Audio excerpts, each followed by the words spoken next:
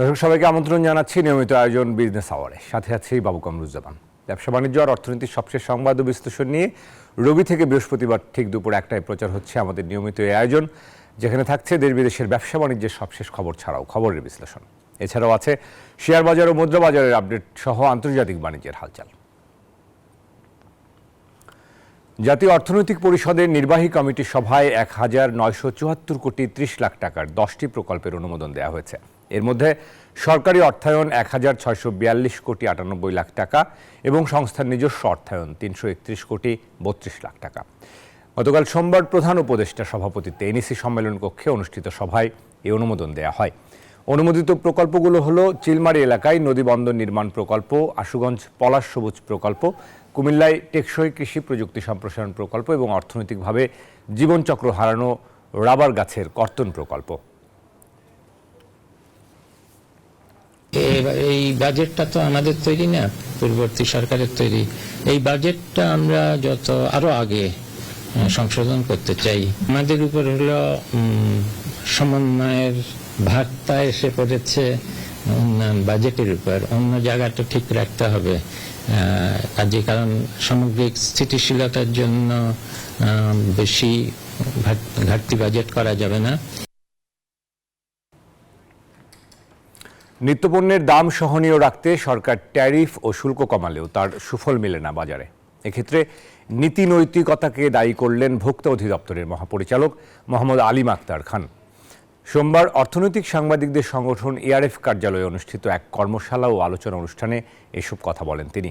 বলেন, নৈতিকতা ধসের কারণে স্বাধীনতার 53 বছরেও খাদ্যে ভেজাল না মেশানোর মতো নৈতিকতার শিক্ষা অর্জন করতে পারেনি ব্যবসায়ীরা। অনুষ্ঠানে Bangladesh food staff importers and suppliers অ্যাসোসিয়েশনের সভাপতি মোহাম্মদ বোরহানি সুলতান বলেন, ভালো মানের পণ্যের দাম তুলনামূলক বেশি। এই সুযোগে কিছু অসাধু লোক নকল ও ভেজাল মিশিয়ে বাজারে বিক্রি করছে। এই বিপদ থেকে বাঁচতে ভোক্তা অধিদপ্তরের পাশাপাশি ক্রেতাদেরকেও সচেতন হওয়ার পরামর্শ দেন তিনি।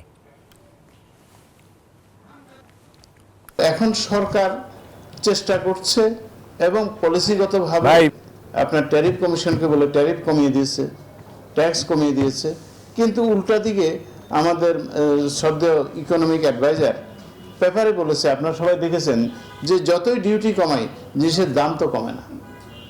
আমি যেটা ফিল করি মূলত বেসিক সমস্যা হলো আমাদের কালচারাল সমস্যা।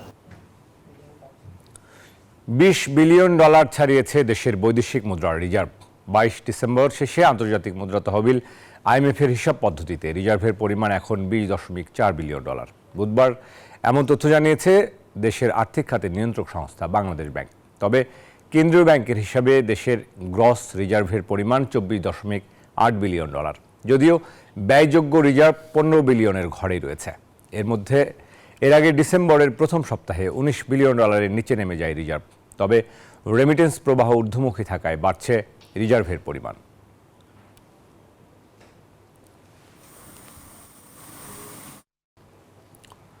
সরকার 2041 সাল নাগাদ বছরে মাথাপিছু ডিমের প্রাপ্যতা 208টি, দুধের দৈনিক প্রাপ্যতা 300 মিলিলিটার এবং মাংসের দৈনিক প্রাপ্যতা 160 গ্রামে উন্নীত করতে চায়, যা পূরণে বর্তমানের চেয়ে প্রায় দ্বিগুণ উৎপাদন বাড়াতে হবে।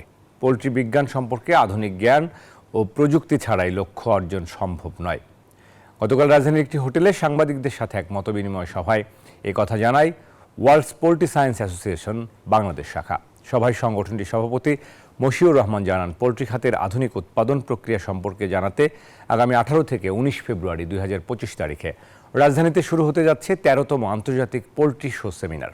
এ সময় তিনি আরও জানান, 2050 সাল নাগাদ ডিম, দুধ ও মাংসের যে চাহিদা, সেই সক্ষমতা অর্জনে বাংলাদেশ ও বাংলাদেশের খামারিদের সাহায্য করায় আয়োজনের লক্ষ্য। বাংলাদেশ চাইনা এর বারবার আমরা করেছি, এবারও করতে যাচ্ছি। এগ্রিকালচার ইউনিভার্সিটি রাজশাহী, চিটাগং, পটুয়াখালী এবং অফিসার মেম্বার হতে পারে ফর এলিজিবল যায়, সেটি মূলত এর উদ্দেশ্য আমাদের। প্রেসিডেন্ট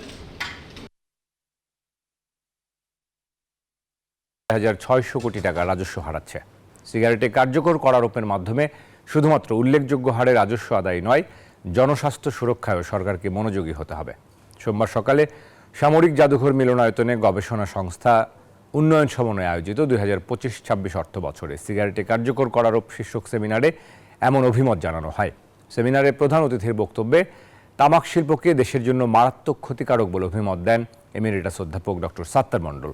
এ সময় সিগারেটে কার্যকর করের ক্ষেত্রে নীতি নির্ধারকদের আপোষহীনভাবে অগ্রসর হতে আহ্বান জানান তিনি। বলেন, তামাক থেকে সরকার যে রাজস্ব পেয়ে থাকে তার তুলনায় পণ্যটি ব্যবহারজনিত স্বাস্থ্যগত অর্থনৈতিক ক্ষতি অনেক বেশি বলে মন্তব্য করেন উপস্থিত বক্তারা। রাজস্ব বৃদ্ধির এই সম্ভাবনাটা অনেকটা সংকুচিত হয়ে যাবে। আমরা ওটাকে বিবেচনায় রাখবো, তবে ওটা আমাদের কোনো প্রায়োরিটি ডিসিশন কোনো ফ্যাক্টর না। আমাদের ডিসিশন ফ্যাক্টর হচ্ছে হিউম্যান হেলথ। একটা সুস্থ কিশোর একটা জাতি গড়ে উঠছে যার সংখ্যা অর্ধেক, এখন 10 কোটি বোধহয় রাপলে আর কি। তারা আগামীতে আবার আরেকটা প্রজন্ম জন্ম দেবে। 2 বছর পেয়েছিলাম ওই সময়, মোর দ্যান 150 সংসদ সদস্যের স্বাক্ষরিত ডিও লেটার সহ কম্বাইন্ড হয়ে আমাদের কাছে এসছে যাতে এটা বাড়ানো না হয়। আমরা বলছিলাম সংবাদের শুরুতেই $20 বিলিয়ন ছাড়িয়েছে দেশের বৈদেশিক মুদ্রার রিজার্ভ। 22 ডিসেম্বর শেষে আন্তর্জাতিক মুদ্রা তহবিল IMF-এর যে হিসাব পদ্ধতি, সেখানে আমরা দেখেছি রিজার্ভের পরিমাণ এখন $20.4 বিলিয়ন। যদিও গ্রস যে রিজার্ভ সেটির পরিমাণ আরও কিছুটা বেশি, $24.8 বিলিয়ন। আর ব্যয়যোগ্য রিজার্ভ আছে $15 বিলিয়ন ঘরে। এ নিয়ে আমরা আজকে সংবাদ বিশ্লেষণ করতে চাই। সংবাদ বিশ্লেষণে আজকে আমাদের সঙ্গে দুজন অতিথি যুক্ত হচ্ছেন। রিজার্ভের স্বস্তি অস্বস্তি নিয়ে কথা বলতে আমাদের সঙ্গে যুক্ত হচ্ছেন Faruk Moinuddin, vice chairman BRAC bank. একই সঙ্গে আমাদের সঙ্গে যুক্ত হচ্ছেন ডক্টর সায়েম আমির ফয়সল, একজন অর্থনীতিবিদ। আমরা স্বাগত জানাতে চাই ডক্টর সায়েম আমির ফয়সল এবং ফারুক মঈনুদ্দিন। আপনাকেও স্বাগত জানাচ্ছি আমাদের বিজনেস আওয়ার্ডে। আশা করি আমাদেরকে শুনতে পাচ্ছেন। ফারুক মঈনুদ্দিন শুনতে পাচ্ছেন আশা করি আমাকে? জি, ফারুক মঈনুদ্দিন আনমিউট করে আশা করি কথা বলবেন। যে আমরা রিজার্ভের বিষয় নিয়ে একটু আপনার কাছে মন্তব্য জানতে চাই। এই মুহূর্তে আমাদের যে 20 বিলিয়নের রিজার্ভ, সেটির যে আমাদের কি কতখানি স্বস্তির জায়গা তৈরি হয়েছে বলে মনে করেন ফারুক মঈনুদ্দিন?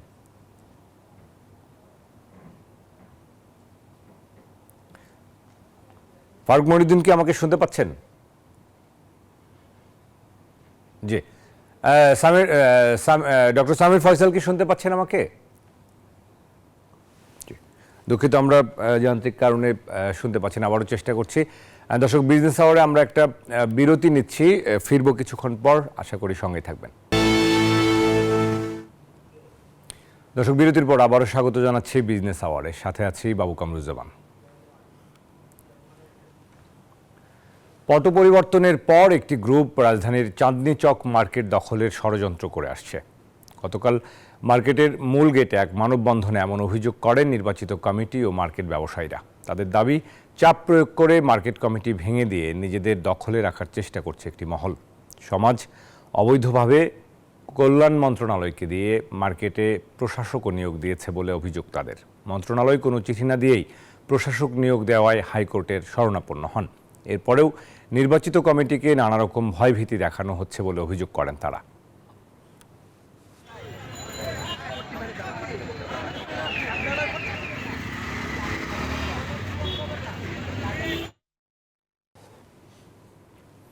দর্শক, এবারে বন্দর বাণিজ্যের খবর।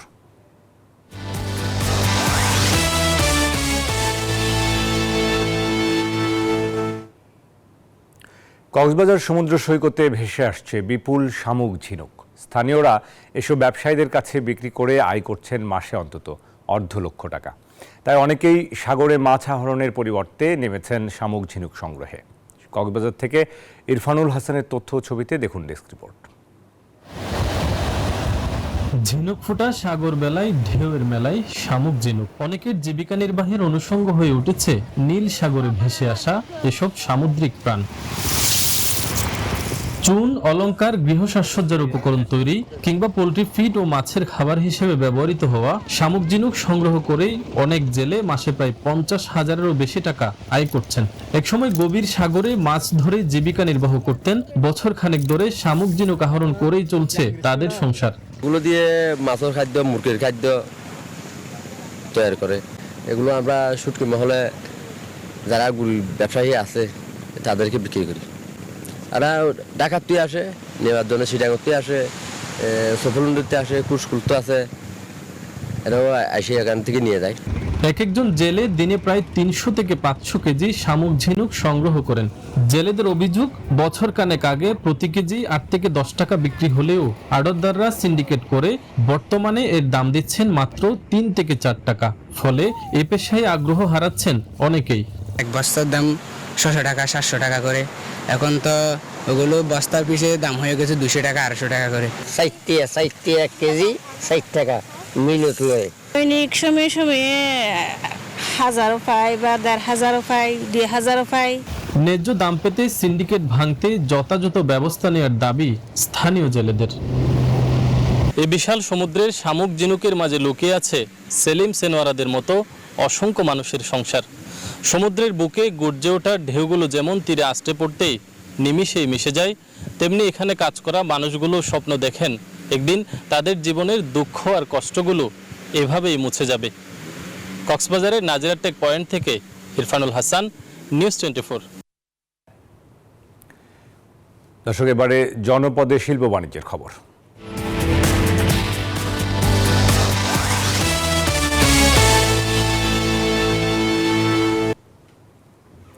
উচ্চ মূল্যস্ফীতির চাপে প্রতিনিয়ত নাভিশ্বাস বাড়ছে নিম্ন আয়ের মানুষের, নতুন করে বাড়ছে দরিদ্র মানুষের সংখ্যা, প্রকট হচ্ছে আয় বৈষম্য। বিশেষজ্ঞরা বলছেন, অর্থনৈতিক ভারসাম্য তৈরি ও স্বস্তি ফেরাতে সামাজিক সুরক্ষা কর্মসূচিতে বরাদ্দ বাড়ানোর পাশাপাশি বিশেষ মনোযোগী হতে হবে সরকারকে। রাজশাহী থেকে মতিউর মর্তুজার পাঠানো তথ্য ছবিতে ডেস্ক রিপোর্ট। কনফেকশনারি দোকানের কর্মচারী সনৎ কুমার সরকার সামান্য বেতনে সংসার চালাতে গিয়ে রীতিমতো হিমশিম খাচ্ছেন। চড়া দ্রব্যমূল্যের বাজারে প্রতিনিয়ত কাটছাঁট করতে হয় মৌলিক চাহিদার অনেক কিছুই, তাই বেঁচে থাকার লড়াই কঠিন হচ্ছে প্রতিদিনই। চাল ডাল আটা এগুলো কিনতে আমাদের কিছু না, ভালো মন্দ কিছু কেনার কোনো সামর্থ্য থাকে না। যদি বা সপ্তাহে ভালো মন্দ খাওয়ার চিন্তা ভাবনা করি, তো একদিন বাজার করলে পরের দিন আর আপনার কেনাকাটার জন্য টাকা পয়সা শর্ট পড়ে যায়। বিশেষজ্ঞরা বলছেন, বিগত সরকারের আমলে চোখ ধাঁধানো মেগা প্রকল্পের নামে হয়নি অন্তর্ভুক্তিমূলক অর্থনৈতিক উন্নয়ন, তাই ক্রমেই বেড়ে যাচ্ছে আয় বৈষম্য। বাংলাদেশ পরিসংখ্যান ব্যুরোর সবশেষ জরিপ বলছে, 2010 সালের তুলনায় আয় বৈষম্য বেড়েছে অনেক। ফলে মৌলিক চাহিদা মেটাতেই নাভিশ্বাস উঠছে নিম্ন আয়ের মানুষের। বেতন 300 টাকা পাই, এই 300 টাকার ভিতরে আবার শুক্রবার এই ছুটির পয়সা কাটালে মাসে আপনার 6000 6500 টাকা পাই।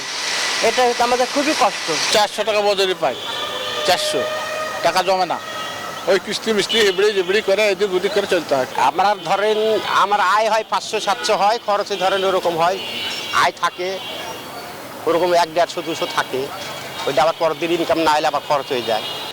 অসহনীয় পর্যায়ে চলে যাওয়া আয় বৈষম্য নিরসন করা না গেলে তৈরি হবে আর্থসামাজিক বিশৃঙ্খলা, মনে করছেন বিশেষজ্ঞরা। গিনি সহগের মান যদি 0.5 ক্রস করে, এটাকে খুব আতঙ্কজনক, খুব হাই লেভেল বলা হয়। একটা সমাজের টোটাল ইনসেন্টিভ ব্যবস্থা, যে মানুষ কাজ করবে একটা রিটার্ন পাবে, সেই ব্যবস্থাটা নষ্ট হয়ে যায়। প্রকৃতপক্ষেই যদি একটা সমাজে আয় বৈষম্য দেখা দেয়, তাহলে সেখানে দেখা যাচ্ছে সেই সমাজে উচ্চ পভার্টির হাত থাকে। বৈষম্য মেটাতে জাতীয় আয়ের সিংহভাগ নিম্ন আয়ের মানুষের কাজে ব্যয় করার পরামর্শ বিশেষজ্ঞদের। Desk report, news 24। দর্শক, এবারে সংবাদ বিশ্লেষণে ফিরতে চাই। বিরতির আগে আমরা কারিগরি কারণে পারছিলাম না, এবারে আশা করি আমরা আমাদের অতিথি থেকে শুনতে পাবো। রিজার্ভের স্বস্তি অস্বস্তি নিয়ে আমরা কথা বলতে চাই। আমাদের সঙ্গে অতিথি হিসেবে এই মুহূর্তে যুক্ত রয়েছেন ডক্টর সাইম আমির ফয়সল, রয়েছেন অর্থনীতিবিদ। আমরা স্বাগত জানাচ্ছি বিজনেস আওয়ারে ডক্টর সাইম আমির ফয়সল আপনাকে। আশা করি আমাকে শুনতে পাচ্ছেন।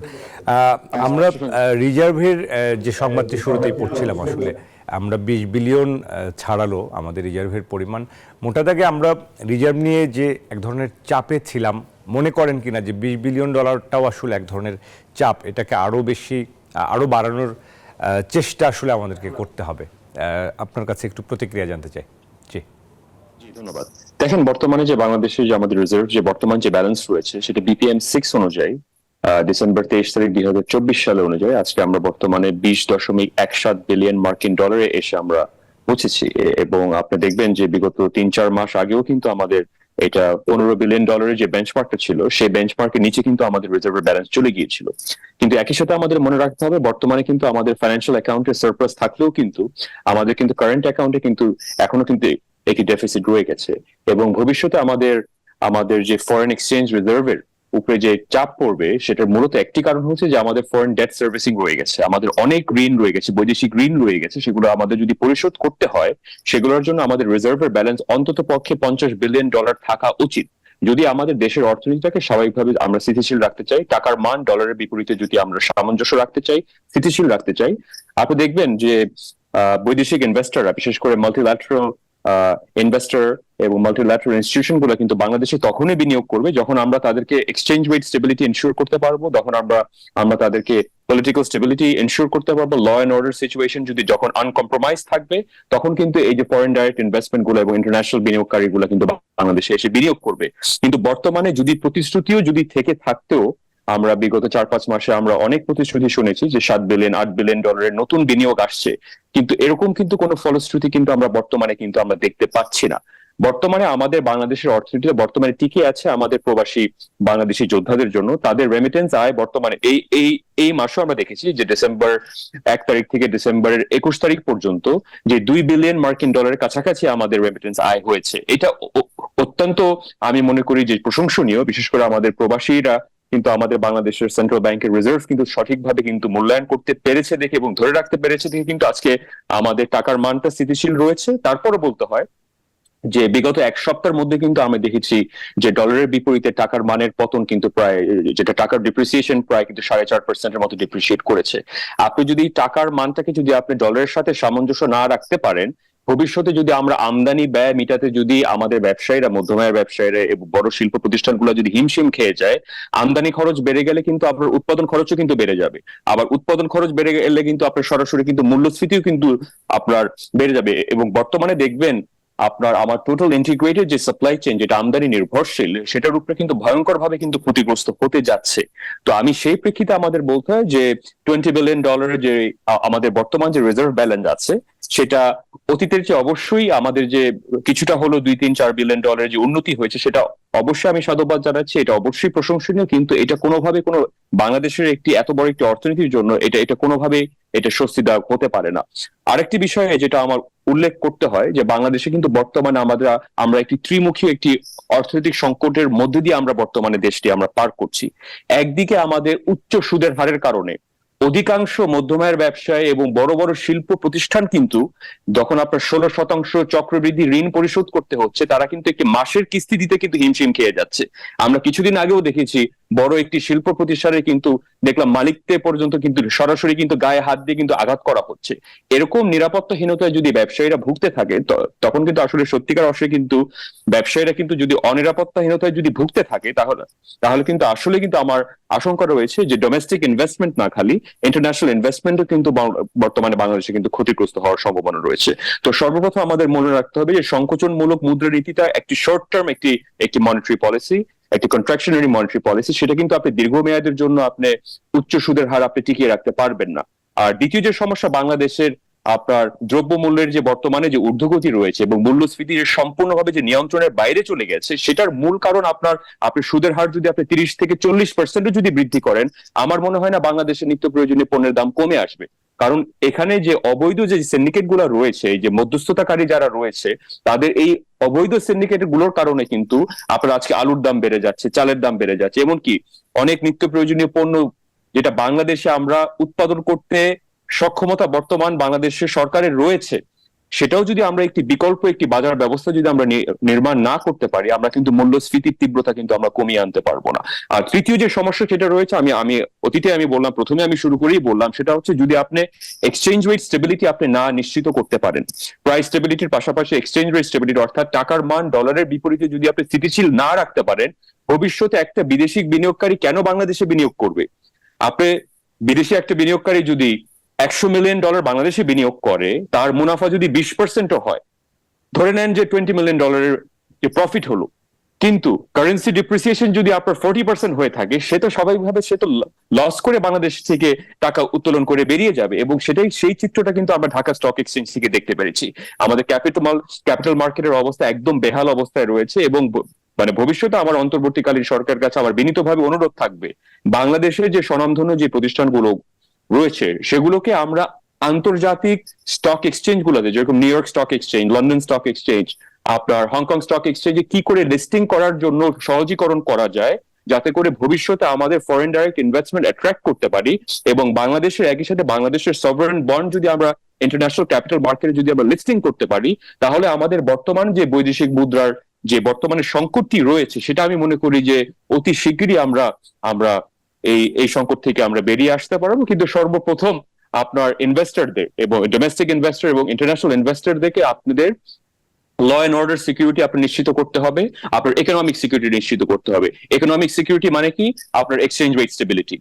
আর ল অ্যান্ড অর্ডার সিচুয়েশনে আপনার সর্বপ্রথম প্রপার্টি রাইটস এর টোটাল এসুরেন্স দিতে পারলে তখন আমি বিশ্বাস করি যে বাংলাদেশে ডোমেস্টিক ইনভেস্টরও আপনার আকৃষ্ট করতে পারবেন, এবং বর্তমানে কিন্তু সেই পরিমাণে ডোমেস্টিক ইনভেস্টমেন্ট হচ্ছে না, এবং একই সাথে যে আন্তর্জাতিক যে ইনভেস্টমেন্ট গুলো আসার কথা ছিল সেই প্রতিশ্রুতিগুলো কিন্তু আসলে আন্তর্জাতিক এমনকি মাল্টিল্যাটারাল কর্পোরেশন গুলো কিন্তু তারা কিন্তু সেই প্রতিশ্রুতির সাথে কিন্তু সেই যথার্থ ফলশ্রুতি কিন্তু আমরা দেখতে পাচ্ছি না। তো এগুলো হচ্ছে বর্তমানে যে বাংলাদেশে আসলে যে বাস্তব যে সমস্যাগুলা বর্তমানে বাংলাদেশে বিরাজ করছে। তারপরও আমরা নতুন একটি বাংলাদেশের প্রত্যয় নিয়ে আমরা এটাও বলতে হয় যে বাংলাদেশে যে অর্থনৈতিক যে বাস্তবতা, বিশেষ করে নিম্ন আয়ের মানুষ, মধ্যম আয়ের মানুষের যে বর্তমান অবস্থা রয়েছে, আমি একদম আপনাকে স্পষ্টই বলতে পারবো আমাদের 18 কোটি মানুষের বাংলাদেশে বর্তমানে 7 থেকে 8 কোটি মানুষ কিন্তু একদম দারিদ্রতার সীমার শেষ প্রান্তে দাঁড়িয়ে আছে। তো আপনি যদি পভার্টি রেট যদি 40%, 50% হয়, আপনি কি করে ভবিষ্যতে একটি উন্নয়নশীল দেশের কাতারে আপনি থাকবেন, এবং ভবিষ্যতে কি করে আমরা একটি মধ্যমায়ের দেশে আমরা পৌঁছাতে পারবো যদি আমাদের তৃণমূল পর্যায়ে যদি আমরা প্রবৃদ্ধির সুফল যদি আমরা সঠিকভাবে যদি না পৌঁছে দিতে পারি। তো সেটার জন্য আমরা অতীতেও বলেছি, আমি বর্তমানে বলেছি, জেলা পর্যায়ে আমাদের সার্জিক্যাল লেভেলে, ইউনিয়ন পর্যায়ে, জেলা পর্যায়ে, থানা পর্যায়ে আমাদের বাজেট বরাদ্দ করতে হবে। এবং অন্তর্বর্তীকালীন সরকারের কাছে আবার এটিও আমার বিনীতভাবে অনুরোধ থাকবে, বর্তমানে বাজেটে যদি আমরা আসলেই সংস্কার আনতে চাই এবং সত্যিকার অর্থে আমাদের কষ্টের ফসল, আমাদের প্রবৃদ্ধির ফসল যদি একদম তৃণমূল পর্যায়ে শিকড়ে যদি আমরা পৌঁছে দিতে চাই, তাহলে অবশ্যই জেলা ভিত্তিক বাজেট বরাদ্দ করা উচিত। যদি আমরা একদম তৃণমূল পর্যায়ে কেন্দ্র। জি সামির ফয়সাল, জি নিশ্চয়ই আপনি চমৎকার কিছু বিষয় উল্লেখ করেছেন। আমরা রিজার্ভের স্বস্তি নিয়ে বিশেষ করে বলছিলেন যে 20 বিলিয়ন নিয়ে আসলে আমাদের স্বস্তিতে থাকার কিছু নেই, এটাকে আরও বাড়াতে হবে। এরপরেও বলবো যে সামষ্টিক অর্থনীতির যে অবস্থা আসলে আমরা দেখেছি অন্তর্বর্তীকালীন সরকার যেভাবে দায়িত্ব নিয়েছে, সেখান থেকে আসলে এই মুহূর্তে ম্যাক্রো ইকোনমিক স্টেবিলিটির জায়গায় যদি প্রশ্ন করা হয়, আপনি মনে করেন কিনা যে সামষ্টিক অর্থনীতির সূচকগুলোতে কিছুটা স্থিতিশীলতা তৈরি হয়েছে? এবং সবথেকে প্রধান চ্যালেঞ্জের কথা যদি বলি এই মুহূর্তে সামষ্টিক অর্থনীতি, সেটিকে আসলে মূল্যস্ফীতির বাইরে আর কোন চ্যালেঞ্জগুলোকে উল্লেখিত করবেন আপনি?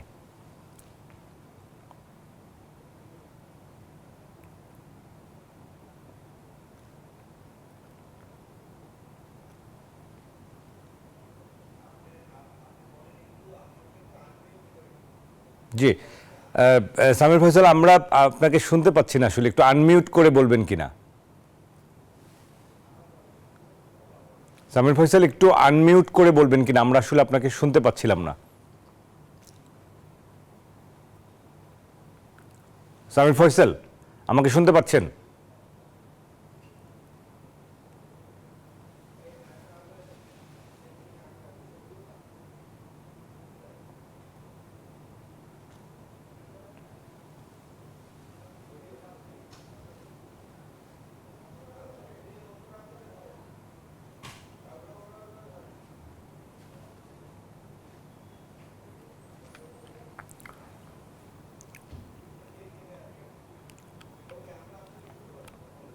ডক্টর সামির ফয়সাল, আমরা আসলে এই মুহূর্তে আপনাকে শুনতে পাচ্ছি না। সামির ফয়সাল, দুঃখিত, আমরা কারিগরি কারণে শুনতে পাচ্ছি না। আমরা আবারও চেষ্টা করব। যাচ্ছি অন্যান্য সংবাদে। ভোক্তাদের ক্রয় ক্ষমতা অনুযায়ী কাঙ্ক্ষিত পণ্য ও সেবা পৌঁছে দেওয়ার সক্ষমতা অর্জনে সংশ্লিষ্ট যানবাহনের সেতুটোল শুল্ক, কর ও অন্যান্য খরচ কমিয়ে বিদেশি কাগজ আমদানি বন্ধের প্রয়োজনীয় পদক্ষেপ গ্রহণের জন্য সরকারের কাছে দাবি জানিয়েছেন বসুন্ধরা পেপার মিলসের উপদেষ্টা ও বিকল্প পরিচালক AR রশিদি। মঙ্গলবার বসুন্ধরা পেপার মিলসের 31তম বার্ষিক সভায় কাগজ উৎপাদনে ব্যয় বৃদ্ধি এবং বৈশ্বিক পরিস্থিতির কথা উঠে আসে। অন্যান্য দেশের মতো বাংলাদেশের অগ্রগতি চলতি অর্থ বছরে ঝুঁকিতে পড়েছে বলে মন্তব্য সভাপতির। তিনি বলেন, যার বিরূপ প্রভাব দেশের অন্যান্য শিল্পের মতো কাগজ শিল্পেও পড়েছে।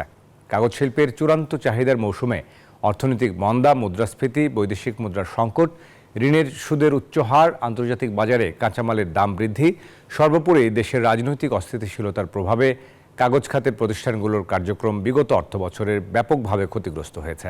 এ অবস্থার উত্তরণে সরকারকে যথাযথ ব্যবস্থা গ্রহণের তাগিদ দেন বার্ষিক সভার সভাপতি AR রশিদি। ভোক্তাদের ক্রয় ক্ষমতা অনুযায়ী কাঙ্ক্ষিত পণ্য সেবা পৌঁছে দেওয়ার জন্য বিক্রয় ও বিপণনের সংশ্লিষ্ট যানবাহনের সেতু টোল সহ সংশ্লিষ্ট শুল্ক, কর ও অন্যান্য চার্জ লেভি হ্রাস করার জন্য এবং বিদেশি কাগজ আমদানি বন্ধের প্রয়োজনীয় পদক্ষেপ গ্রহণের জন্য সরকারের কাছে আবারও জানাচ্ছি আমাদের জোর দাবি। একই সাথে সময়ের দাবি অনুযায়ী কাগজ শিল্পের জন্য আলাদা নীতিমালা প্রণয়ন ও প্রচলিত বর্তমান আইন সমূহ সংস্কার করে শিল্প বান্ধব করার জন্য সরকারের প্রতি রইল আমাদের বিশেষ অনুরোধ। দর্শক, বিজনেস আওয়ারে আরেকটা বিরতি নিব, ফিরবো শেয়ার বাজার এবং অন্যান্য সংবাদ নিয়ে। আশা করি সাথে থাকবেন। দর্শক, আরও একবার স্বাগত বিজনেস আওয়ারে, সাথে আছি বাবু কামরুজ্জামান। এবারে শেয়ার বাজারের খবর।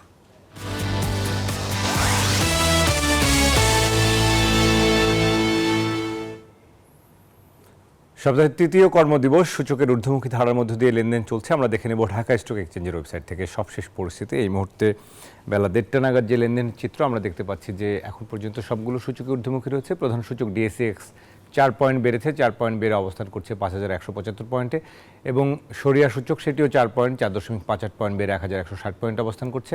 আর বাছাই করা কোম্পানি নিয়ে গঠিত DS30 সূচক অনেকটা অপরিবর্তিত, 0.19 পয়েন্ট বেড়ে 1922 পয়েন্ট, অর্থাৎ আগের অবস্থানে রয়েছে। এখন পর্যন্ত মোট লেনদেনের যে গতি সেটি আমরা দেখছি বিক্রির চাপ একেবারে নেই বললেই চলে। 188 কোটি টাকার কিছু বেশি লেনদেন হয়েছে, অর্থাৎ আজকে কিন্তু বাজারে এখনও 200 কোটি টাকাও লেনদেন হয়নি, আর আধ ঘন্টার কিছু বেশি সময় আসলে লেনদেনের বাকি রয়েছে। তবে 173টি শেয়ারের দর আজকে বাড়ার তালিকায় নাম লিখিয়েছে, 120টির দর বেড়েছে, আর 100টি শেয়ারের দর কিন্তু অপরিবর্তিত রয়েছে। তো মোটামুটি এই ছিল সূচকের পরিস্থিতি, ঊর্ধ্বমুখী ধারা, কিন্তু আমরা লেনদেনে গতি দেখছি না। এই ছিল পুঁজিবাজার পরিস্থিতি। এবারে মুদ্রাবাজার জানাবো আপনাদেরকে। সোনালী ব্যাংকের সূত্র ধরে শুরুতে মার্কিন ডলার আনুষ্ঠানিক রেট নির্ধারণের করার পর থেকে আমরা দেখছি 120 টাকায় কিনে 121 টাকায় বিক্রি করা হচ্ছে। যদিও খোলা বাজারে আর কিছুটা বেশি। ইউরো 127 টাকায় কিনে 132 টাকায় বিক্রি করা হচ্ছে। পাউন্ড 150 টাকায় কিনে 155 টাকায় বিক্রি করা হচ্ছে। চীনা ইউয়ান 15 টাকা 50 পয়সায় ক্রয় মূল্য এবং বিক্রি মূল্য 17 টাকা 30 পয়সা। সৌদি রিয়াল রয়েছে 32 টাকা ক্রয় মূল্য, বিক্রি মূল্য 32 টাকা 90 পয়সা। ভারতীয় রুপি 1 টাকা 35 পয়সায় কিনে 1 টাকা 45 পয়সায় বিক্রি করা হচ্ছে। মুদ্রার পর আমরা স্বর্ণের দাম দেখে নেব। স্বর্ণের বাজার আবারও আমরা দেখেছি গতকাল সমন্বয় হয়েছে, আন্তর্জাতিক বাজারের সাথে সমন্বয় করে বাজুস যে হালনাগাদ তথ্য দিয়েছেন, সেখানে আমরা দেখতে পাচ্ছি 22 ক্যারেটের 1 ভরি স্বর্ণের দাম এখন 1,39,338 টাকা ভরি। 21 ক্যারেটের স্বর্ণের দাম 1,33,000 টাকা প্রতি ভরি। 18 ক্যারেটের স্বর্ণের দাম পড়বে 1,14,000 টাকা। অন্যদিকে সনাতন স্বর্ণের দাম পড়বে 93,603 টাকা প্রতি ভরি। এবারে রূপার দাম আমরা দেখে নেব। রূপার বাজার অনেকদিন ধরে অপরিবর্তিত রয়েছে, মাঝে একবার সমন্বয় হয়েছিল। 22 ক্যারেটের সবথেকে ভালো মানের রূপা পড়বে 2,578 টাকা প্রতি ভরি। 21 ক্যারেটের রূপার দাম পড়বে 2,449 টাকা প্রতি ভরি। 18 ক্যারেটের রূপার দাম পড়বে 2,111 টাকা, আর সনাতন রূপার দাম পড়বে 1,586 টাকা প্রতি ভরি।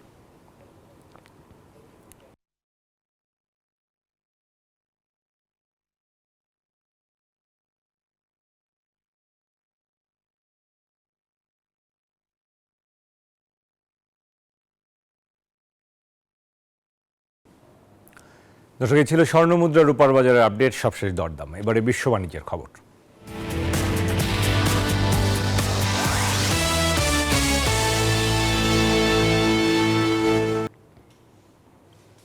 চীনের উত্তর পূর্বাঞ্চলে মানব নির্মিত কৃত্রিম দ্বীপে তৈরি করা হচ্ছে দেশটির সবচেয়ে বড় এয়ারপোর্ট। মিডল ইস্ট ইকোনমি জানায়, নির্মাণাধীন এই এয়ারপোর্টের নাম ডালিয়ান জিনঝো বে ইন্টারন্যাশনাল এয়ারপোর্ট। 20 কিলোমিটার জায়গা জুড়ে তৈরি এই বিমানবন্দরে থাকবে 4টি রানওয়ে। প্যাসেঞ্জার টার্মিনালের আকার হবে 9,69,000 স্কয়ার ফিট। বছরে 8 কোটি যাত্রী এবং 5,40,000 ফ্লাইট পরিচালনা করবে এটি। এয়ারপোর্টটির প্রথম পর্যায়ের কাজ শেষে 2035 সালে যাত্রী সাধারণের জন্য উন্মুক্ত করা হবে।